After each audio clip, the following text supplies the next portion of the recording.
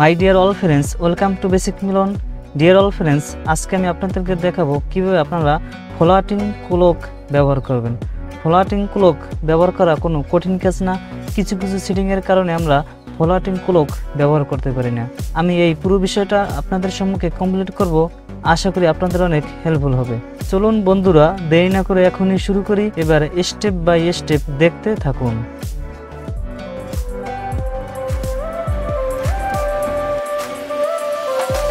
সর্বপ্রথমে আপনারা আপনাদের মোবাইল সেটটি হাতে নিয়ে চলে যাবেন প্লে স্টোরে। আমি এই প্লে স্টোরে চলে গেলাম। প্লে স্টোরে আসলে এরকম ইন্টারফেস থাকবে। আপনারা উপরে দেখবেন সার্চ বক্স, এখানে সার্চ করবেন ফ্লোটিং ক্লক। যদি আমি এখানে লিখি ফ্লোটিং ক্লক FLO, দেখুন সার্চ বক্সে আইকন কিন্তু শো করতেছে, এখানে সার্চ করবেন। দেখুন সার্চ করলে এখানে অনেকগুলো অ্যাপস শো করবে। আপনারা একটু লোগোটা দেখে নিন, এখানে লেখা আছে ফ্লোটিং ক্লক অন স্ক্রিন। এখানে ক্লিক করবেন। ক্লিক করে আপনারা এই সফটওয়্যারটি ডাউনলোড করে নেবেন। দেখুন আমার এখানে ডাউনলোড করা আছে আগে, এখানে আপডেট চাইতেছে, আমি আপডেট দিয়ে নিই। দেখুন আপডেট হওয়া শেষ, এখানে ওপেন অপশনে ক্লিক করবেন। যারা জানেন তারা চাইলে স্কিপ করে এড়িয়েও যেতে পারেন, আর যারা না জানেন তারা সাথেই থাকুন। অ্যাড আসবে, আপনারা অ্যাডটা একটু দেখে নেবেন, দেখে তারপর স্কিপ করবেন, কারণ কি ফ্রি সফটওয়্যার তো অ্যাড দেখতে হয়। স্কিপ করে দিলাম। দেখুন এই অ্যাপসটি ওপেন করলে ঠিক এরকম একটি ইন্টারফেস আসবে। আপনারা এখানে কিছু কিছু সেটিংস দেখতে পাবেন। সর্বপ্রথমে আপনারা দেখুন সাইডে ছোট করে লেখা আছে ক্লক, এখানে ক্লিক করবেন। এখানে ক্লিক করলে এরকম একটি ইন্টারফেস আসবে।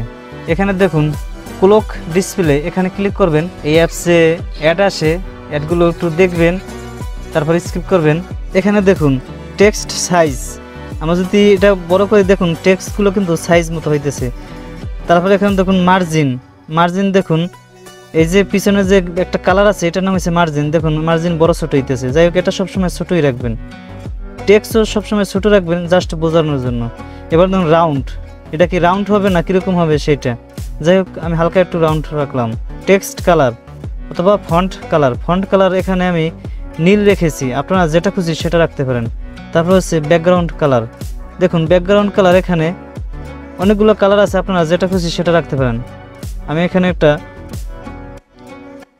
দেখুন আমি এখানে গ্রিন দিয়ে দিলাম। যাই হোক, আমার এখানে রেডটা শো করতেছে না, আমি এখানে ব্লু দিয়ে নেই। আমি এখানে ব্লু কালারটা দিয়ে নিলাম। দেবার এখন দেখুন ফন্ট স্টাইল, এখানে যদি আপনারা ক্লিক করেন দেখুন এখানে কোন ফন্ট স্টাইলে আপনারা রাখবেন সেই ফন্ট স্টাইল এখানে দেওয়া আছে। জাস্ট আমি একটা নর্মাল ফন্ট দিয়ে দিলাম। তারপর দেখুন ফরম্যাট ডেট, আপনারা কি এই ফরম্যাটে ডেটও শো করাতে চান কি না। তারপর এখানে ডেটে ক্লিক করে ডেটও শো করাইতে পারেন। যাই হোক, আমি ডেট শো করাবো না। তারপর নিচে একটি অপশন আছে, সেটা কারো দরকার হবে না। তারপরে এখানে ওকে ক্লিক করে দিবেন। ওকে ক্লিক করার পর টাইমটা কিন্তু এখনও শো হয়নি। তারপর এখানে দেখুন ক্লক লেআউট, এখানে ক্লিক করবেন। আবার অ্যাড চলে এসেছে। ক্লক লেআউটে ক্লিক করলে এরকম একটি ইন্টারফেস আসবে। আপনারা যে টাইমটা শো করাইতেছেন এটা কি 24 ঘন্টার ফরম্যাটে রাখবেন নাকি 12 ঘন্টার ফরম্যাটে রাখবেন। যদি 24 ঘন্টার ফরম্যাটে রাখেন তাহলে এখানে এটা অন করে দিবেন। যাই হোক, আমি 12 ঘন্টার ফরম্যাটে রাখবো, এটাকে অফ করে দেব। তারপর ডিসপ্লে সেকেন্ড, যারা ফ্লোটিং ক্লক সম্পর্কে জানেন তাদের কিন্তু অবশ্যই সেকেন্ড শো করাতে হবে, সে কারণে এখানে সেকেন্ড অপশনটি অন করে দিবেন। দেখুন এখানে সেকেন্ডও শো হইতেছে। তারপর ডিসপ্লে ডেট, আপনাকে এই ডিসপ্লেতে ডেট রাখবেন কিনা এখানে যদি অন করে দেন তাহলে ডেটও কিন্তু শো করাবে। যাই হোক, আমার ডেটের দরকার নেই, কারণ আমি ডেট অফ করে রাখবো।